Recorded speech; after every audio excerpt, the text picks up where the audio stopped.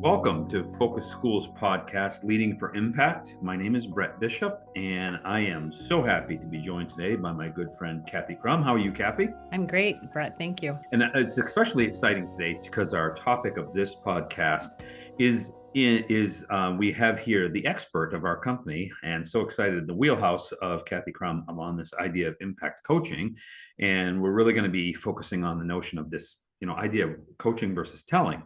And Kathy, I wondered if you could just teach us a little bit about your thoughts in that regard. Yes, for sure. So, this time of year, it does seem like the telling time. You get the school year started and we have everything that we're supposed to do in a certain way. And as I've been in schools recently, it's occurred to me that I myself have been doing more telling than asking, and I've been witnessing other people do it too. And so, it brought me back to thinking about impact coaching, which we have done some podcasts on this before, but just a reminder of what impact coaching really is. And really what we know is that in high performing schools, that all the leaders in the school and the teachers set short-term goals, and they have people coaching them along the way with those goals. And they choose the goals, right? And then the coach just helps them to maintain their goals. So the model really sort of follows. There's lots of coaching models, so it doesn't really matter which one you use. This is just the one that we think is good based on a lot of the research we've done. But the first step in a good coaching session is for the person who's being coached to decide what they want to talk about that day. You don't get to tell them; they get to decide what they want to talk about, and then they determine their main thing, what they mainly want to get out of the session, and then you go on to then asking questions around how can they get to where they want to go, what is important, what would it look like if they achieve that goal, are we on the right track in talking about this, how we might want to narrow this thing. And then from there, once the person has sort of really been asked enough questions that they've kind of found their own answers is what ends up happening. Then they talk about action steps. And then again, you talk through, okay, well, what's one action that you would like to take as a result of this, and do a little brainstorming around that. And then, all educators, I think, always commit to way too many action steps or steps that are way too hard. So you kind of help them get real and say, okay, so what's one thing that you think you could actually do between now and the next time that we talk about this thing, and what support might you need to do that thing? And then let them commit. And a really powerful thing that we've found is that if you actually stop during the coaching session and say, okay, I'm going to be quiet for a minute, and you just write down what you just said that you committed to do. It really helps them to own the work. And oftentimes I found that when they say it back to me, it's like, I don't know if I would have written that down, So as a principal, sometimes you think I have to go back and do this big, long email to them, but really they can simply write them, say what they were going to do. And then a big part of this is then the reflection. So then you ask at the end, so gosh, what do you know now that you didn't know before? Or what were you reminded of? Or what are some highlights of this session? So you can do those little coaching sessions in 5 minutes or 20 minutes or 40 minutes. You don't need a big long hour. Sometimes you can coach when you're walking from a person's classroom on the way down to the office, just to ask a few questions along the way. So I've been it's been on my heart to do better at that. And because I know better, so, I can do better on that, because we do get better results from people when they are doing the reflection, because the goal really is the reflection and, tapping into their own answers that are already there. So Brett, I know that you are working with a lot of schools, and you maybe have some stories that might help us kind of think about what this looks like in real life. Yeah, and one of the things that strikes me when you were talking, Kathy, you've been so helpful to me as a coach, and I think one of the things that you have shifted my mindset is about thinking about coaching less as an event and more as a way of being, right? Mhm. More as a way of being as a leader. And so I was just, we were talking earlier about it, just had an experience with a really strong principal that I have a privilege to be partnering with. And so in this particular session, when we started the session, I said, what's the most helpful thing for you today? How do we always try and start by saying, all right, the time I'm going to leave is X. By that time, what do we want to have accomplished? And one of the things she said was, I'd like us to do that thing where we go to 4 or 5 classrooms and then we come back and practice what the feedback might sound like. And what was interesting about that, from my perspective, is on the way in, I was thinking as a coach, and I think I wrote a note to myself: questions, ask questions, remind myself. And I think I should have said, not telling, questioning, because I think that's really what we were going for. But in this particular conversation, we were using a feedback model where probing question is one of the pieces of the model for her to give feedback to these teachers. And we were talking about the goal of the probing question is not getting them to an answer. The goal of the probing question is getting them to reflect, right?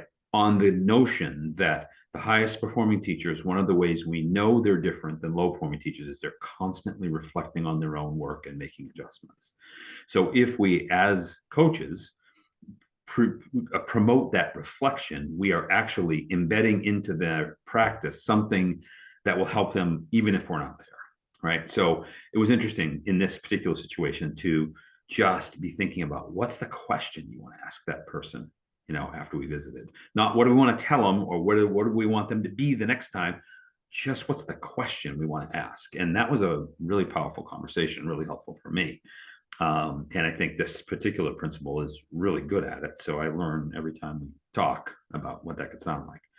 And I was wondering, when you were talking, is, if a principal was listening to this, or a superintendent, or any leader actually, do you have any thoughts about ways in which they can get themselves in this direction or this way of being, or suggestions for them that you might say help them to get more? Yeah, I love that you said a way of being, because, as when I was principal, my way of being was, that I had to be the know-it-all, or the one with all the answers. Yeah. And the truth was I did not have all the answers. And so a way of being is to, on a practical matter, even if you just have your little list of 5 questions that you could pull out anytime, maybe you have them on a Post-it note or whatever, but you have little things that you could say. And some of my favorites that I have when somebody approaches me, a teacher or a leader, about, hey, I want to talk to you about something. And so then to just basically say, what do we want to talk about today, is one, just to let them know. And then, okay, from that, what result would you like to have, do you think, from this conversation? And I love that question, because